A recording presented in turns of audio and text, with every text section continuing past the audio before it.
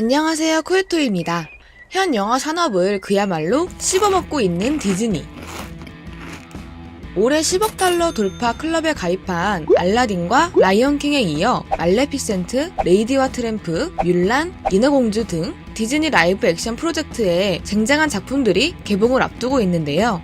그런데 타노스와 맞먹는 영화계 강자 디즈니의 러브콜을 거절한 스타들도 있었습니다. 디즈니 실사 영화 작품 출연을 거절한 배우들과 그 이유를 한 자리에 모아봤습니다.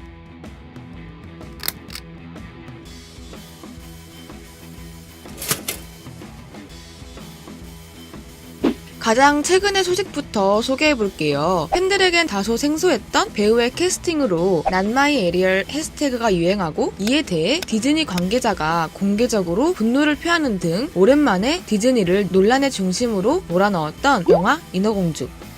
지난 13일 에릭 왕자 역할을 제안받았던 해리 스타일스가 최종적으로 인어공주의 출연을 거절했다고 보도됐습니다. 이에 대해 자세한 이유는 밝혀지지 않은 상황이고요. 디즈니의 내부 관계자에 따르면 디즈니는 이미 해리 스타일스를 대체할 다른 배우와 에릭 왕자 역할에 대해 많은 의견을 공유한 상태라고 합니다. 해리 스타일스와 함께 에릭 왕자의 강력 후보로 거론된 배우 중 하나, 바로 넷플릭스의 직원처럼이라는 배우 노아 센티네오인데요.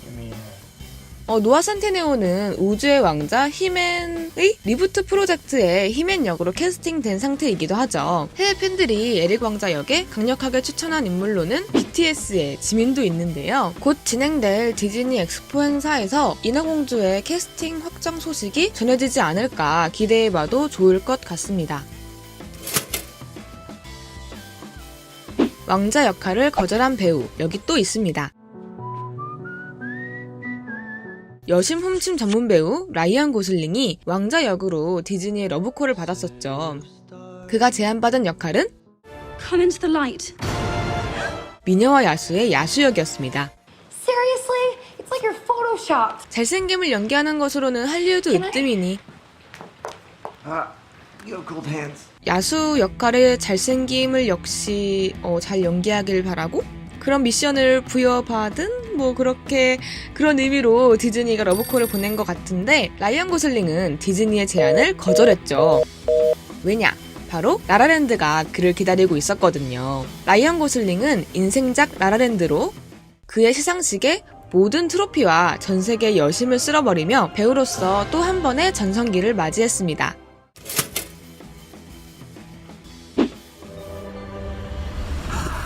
이상한 나라의 앨리스 속 주인공 앨리스 역에 처음부터 미아 배우가 고려된 건 아니었습니다. 오랜만에 디즈니로 복귀해서 앨리스의 연출을 맡은 팀 버튼 감독이 주인공 앨리스 역으로 점찍은 배우는 바로 앤 해서웨이였죠. 악마는 프라다를 입는다, 비커밍 제인, 레이첼 결혼하다 등에 출연하며 스타성과 연기력을 모두 인정받고 대중과 평단의 사랑을 고루받고 있었던 앤 해서웨이. 디즈니에서 나온 프린세스 다이어리 시리즈로 스타덤에 오른 그녀는 마법 드레스를 입은 예쁜 소녀 역할은 이미 해봤다고 밝히며 디즈니 스튜디오에 앨리스 대신 화이트퀸 역할을 연기하겠다는 역제안을 건넸습니다. 화이트퀸은 앤 해서웨이의 아름다움과 미친 연기력으로 똘똘 뭉친 그녀의 역대급 캐릭터가 됐죠.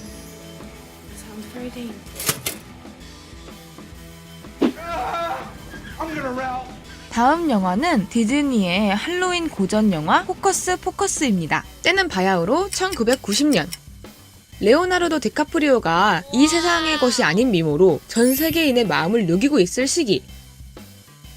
디즈니는 호커스 포커스 주인공 맥스 역으로 디카프리오를 추천했으나 그는 대형 프랜차이즈의 상업영화 대신 자신의 연기력을 시험할 수 있는 작품을 선택했습니다. 그가 선택한 작품은 조니 뎁 주연의 길버트 그레이프였죠.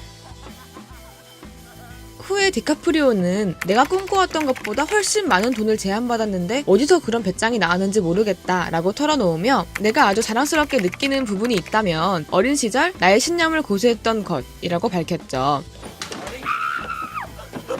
디카프리오는 길버트 그레이프 속에서 길버트 그레이프의 지적 장애를 지닌 동생 어니를 연기했습니다. 당시 신인이었던 디카프리오가 정말 지적 장애가 있는 배우가 아니었냐라는 의견이 나올 정도로 그의 정말 미친 연기력을 만날 수 있는 작품인데요. Mama, stop it now. Stop. 디카프리오는 이 작품으로 아카데미의 최연소 남우조연상 후보에 오르게 됩니다. 그로부터 오랜 시간 아카데미에게 물을 먹었고요. 결국은 2016년 레버넌트 죽음에서 돌아온 자로 오스카 남우주연상을 품에 안았습니다. 인어공주 역시 수많은 배우들이 후보군에 올랐던 캐릭터였습니다. 인어공주 실사 프로젝트에 먼저 시동을 건 건 디즈니가 아니라 유니버설 스튜디오였죠. 2015년 클레이 모레츠가 에리얼을 연기하기로 계약했다는 내용이 보도되었습니다. 소피아 코폴라 감독이 이 프로젝트의 연출을 맡았죠. 그러나 감독과 제작사의 의견 차이로 작품이 흔들리기 시작합니다. 당시 루머에 따르면 소피아 코폴라 감독은 신예 배우 마야 호크를 인어공주 역할에 캐스팅하고 싶어 했으나 제작사는 아무래도 에단 호크와 우마 서먼의 딸인들 연기 경력이 없는 신예 배우를 인어공주로 캐스팅한다는 건 약간 많은 리스크가 있다고 생각을 해서 그를 거절했죠. 결국 소피아 코폴라 감독이 하차하면서 이 영화의 진행이 느려지기 시작했죠. 이듬해 9월 결국 클레이 모레츠가 휴식기를 선언하면서 인어공주 프로젝트는 수장이 되었습니다. 그런데 알고 보면 클레이 모레츠보다 더 먼저 인어공주 역할을 제안받은 배우가 있었습니다. 바로 엘르 페닝이죠. 엘르 페닝이 이 역할을 거절하면서 클레이 모레츠에게 인어공주 역할의 기회가 찾아간 거였는데요. 엘르 페닝이 인어공주 역할을 거절한 이유는 그녀가 다른 공주를 연기하고 싶어 했기 때문입니다. 바로 말레피센트의 오로라 공주였죠. 대선배 안젤리나 졸리와 함께 호흡을 맞추는 경험 역시 엘르 페닝의 작품 선택에 있어서 아주 중요한 요소였을 것 같은데요. 5년 만에 속편 말레피센트 2로 돌아온 엘르 페닝과 안젤리나 졸리. 두 배우는 사석에서도 돈독한 사이를 유지하고 있다고 합니다. 두 배우의 합이 빛날 말레피센트 2를 기대할 수밖에 없는 이유죠.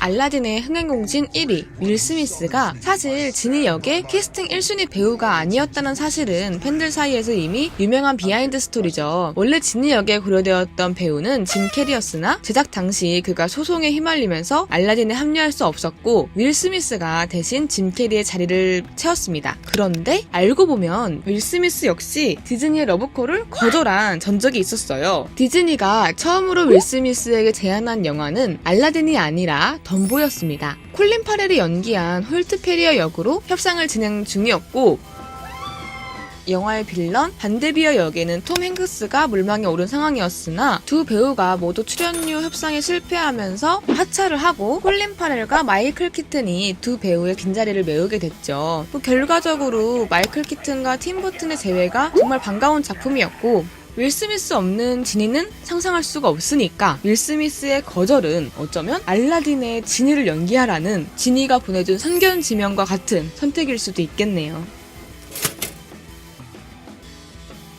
지금은 디즈니의 간판 스타지만 거절로 먼저 디즈니와 인연을 맺은 배우가 또 있습니다. 알고 보면 디즈니가 점찍은 실사 프린세스 라인의 첫 타자는 바로 엠마 왓슨이었습니다. 디즈니는 엠마 왓슨에게 신데렐라 역할을 제안했죠. 그러나 엠마 왓슨은 그 역할을 거절하고 콜로니아, 리그레션 등 저예산 영화에 출연하면서 대형 프랜차이즈에 갇혀있던 자신의 이미지를 좀 넓혀가는 데 힘을 썼습니다. Ella? Yes, stepmother. Oh, you needn't call me that. Madam will do. 신데렐라는 엠마 왓슨이 연기하는 역할로 잘 상상이 안 가는 캐릭터이기도 하죠. 왠지 계모의 핍박 밑에서 자신의 의견을 매번 이렇게 피력했을 것 같은 느낌적인 느낌이 들죠. 이후 그녀는 자신에게 들어온 라라랜드의 시나리오를 거절한 후 디즈니의 손을 잡고 미녀와 야수의 벨 역으로 출연합니다. 책 벌레에다가 야수를 구하기 위해 되게 능동적으로 행동하던 캐릭터 벨은 엠마 왓슨의 이미지와 정말 잘 맞는 캐릭터였죠.